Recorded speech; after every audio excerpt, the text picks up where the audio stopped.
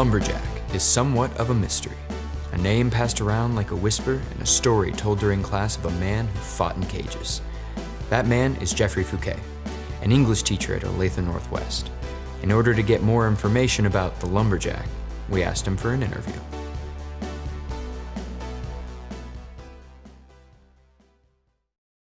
In regards to your fighting history, where did the name the Lumberjack come from? So my corner man actually suggested it. It was an early fight, and back then, not many people threw leg kicks. And so in that fight, I just kept kicking the guy in the thigh, and eventually he couldn't stand up anymore. And when I got done, my corner man was like, "You chopped him down like a lumberjack." And there it was. How did you even get involved in fighting? I just always found fighting, this sounds really crazy, but I just always found fighting fascinating. Not the violence of it, but the mechanics of it, like the leverage of it, the art of it.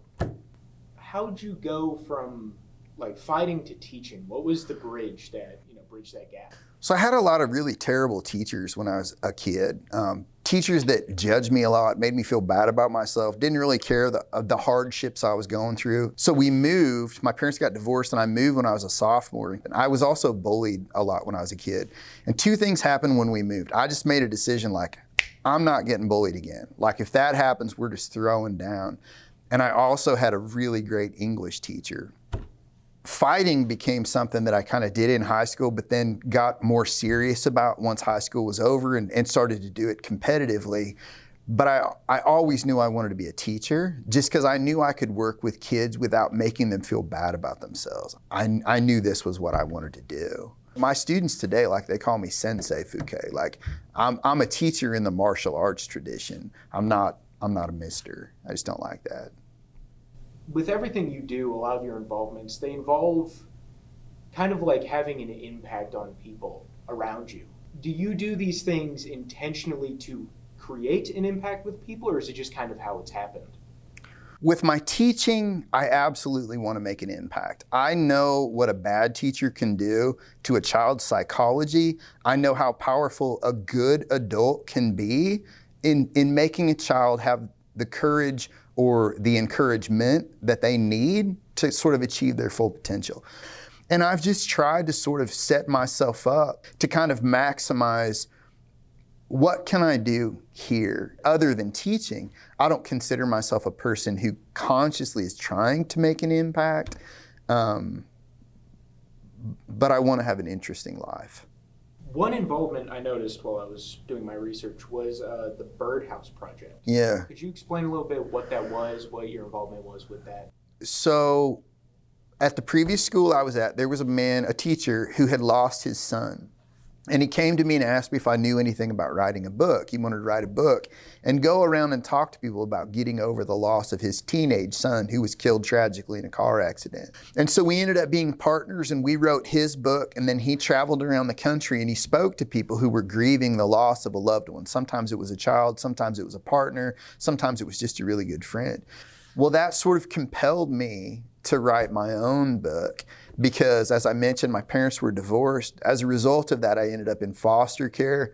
The foster care system was kind of hard on me, and eventually I ended up in jail. I was in jail for a few times, and then I had to get out of jail and try and kind of put my life back together. So I wrote a book about that experience. Jail also told me, like, I don't want to be that kind of person, you know? I want to get my life on a path where I'm not likely to end up back here. When you're done with everything, done with teaching, done with all your pursuits, is there like a specific end goal you hope to achieve? Anybody that grows up with insecurity, they end up trying to prove themselves over and over and over. They end up trying to sort of prove to the world, I'm not that piece of trash you thought I was. And then I just figured out, like, you're never gonna fill that hole of trying to make the world believe you're not that 16-year-old piece of trash, if that makes sense.